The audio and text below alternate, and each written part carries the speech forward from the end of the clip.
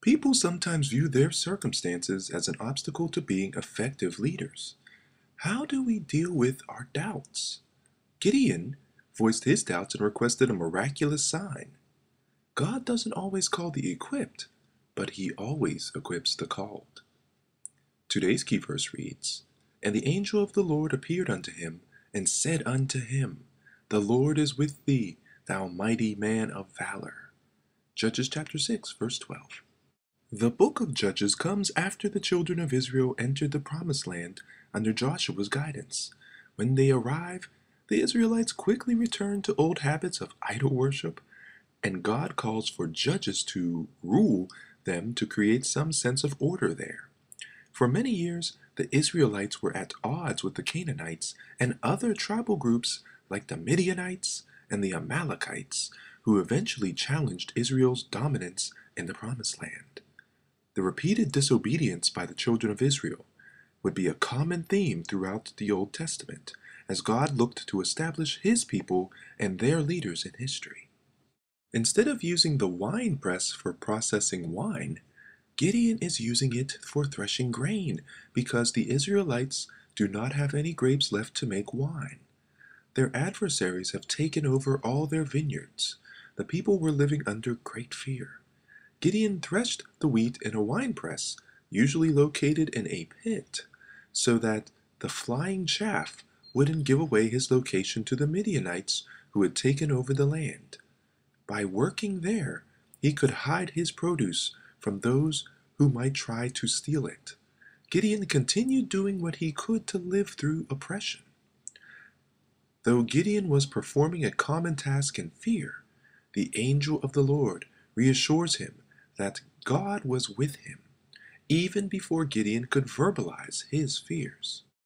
As Gideon is working in this secret place, the angel appears, approaches Gideon, and greets him in an unusual manner. "The Lord is with thee, thou mighty man of valor." Given the circumstances of the children of Israel at this time, defeated, subjected to servitude, in hiding, all their belongings confiscated, and living in fear, it sounds strange for someone to say, "The Lord is with you." Gideon naturally replies with a series of questions. If God is with us, and in view of what he has done in the past, why are we in such a mess? Why won't he help us like he did when we were in Egypt? Gideon's expectation for God to help them doesn't consider Israel's disobedience being the catalyst for what feels like an absent God.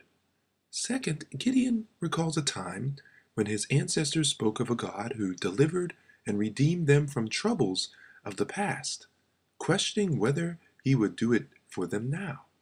Sometimes we forget what role we played in a particular situation.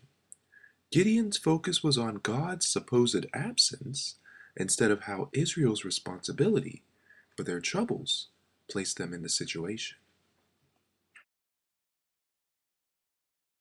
While Gideon is pondering all of his inadequacies and lack of qualifications, and probably doubting his abilities, the Lord looked upon him and orders him to go and save his people from the Midianites.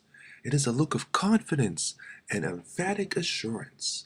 The Lord tells Gideon to go in the strength he has and rescue the people. In other words, you have enough power. You don't need more because the Lord is with you.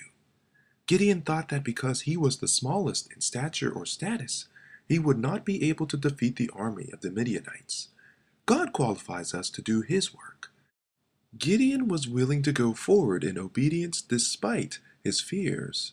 This beautifully demonstrates how God is caring, loving, and concerned about the things we are concerned about. He was willing to wait on Gideon so he could be reassured through this act of worship. God often meets us with the same kind of loving patience. He knows we are prone to worry and fear, and here we learn that God does not have to use just the famous, the strong, or the most eloquent. God can powerfully work through rather ordinary people, the weak and the feeble, the less eloquent, and the seemingly insignificant to carry out his purposes. Heavenly Father, fill our hearts with what we truly desire, for who we truly seek is you.